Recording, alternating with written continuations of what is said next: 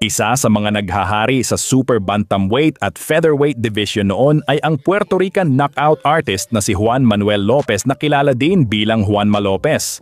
Juan Manuel Lopez!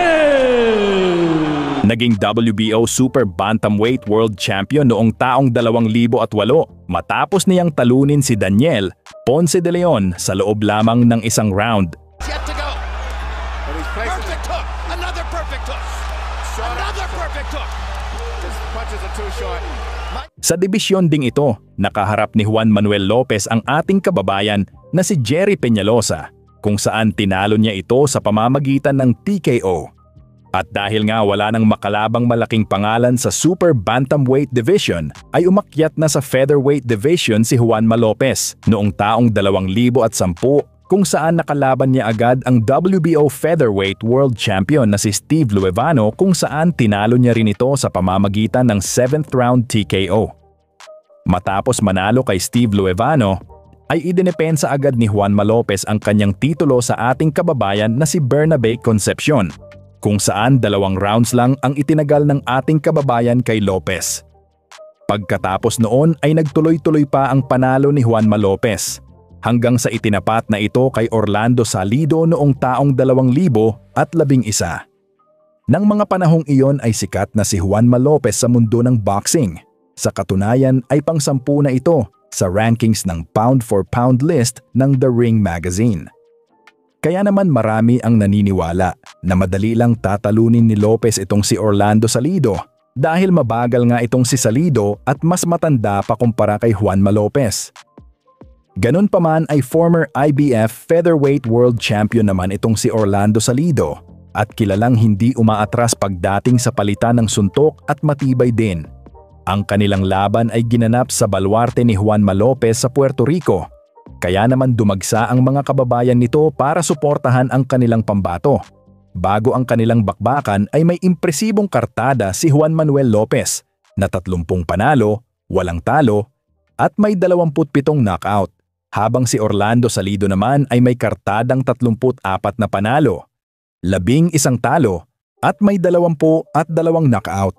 Hali ng mga boxing fans at muli nating balikan ang kanilang naging laban. Right there, he's just staying inside with Salido. And the jab from Salido, which would be a nice idea. Lopez doing a very, oh, there it is.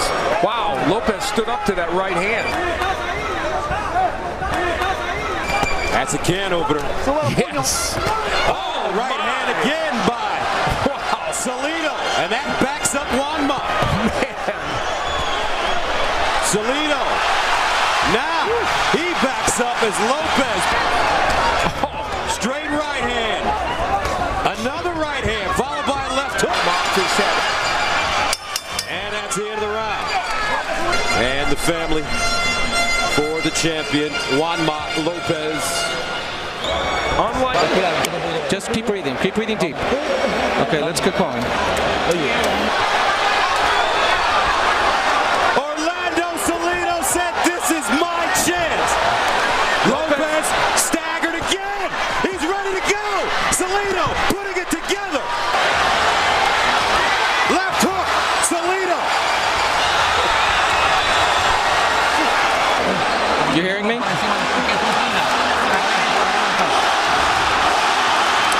Caught a vibe at the end of the round. Salido breathing out of his mouth. Shower him right now. Champion. That was a better round. What a fight! Orlando Salido comes in. Higit 1 taon matapos matalo kay Orlando Salido ay nagkaroon ng rematch sila Lopez at Salido dahil akala ni Juan Manuel Lopez ay natsambahan lang siya ni Salido. Katulad sa naunang laban ay sa baluarte na naman ni Juan Manuel Lopez sa Puerto Rico ginanap ang kanilang laban.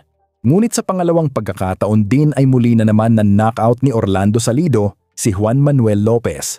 100 punches more than Lopez. Oh, Lopez hurt. He's out. Oh, and he goes down. Salido with the uppercut. Juanma staggering. That's it. Over again. That's it. That's a good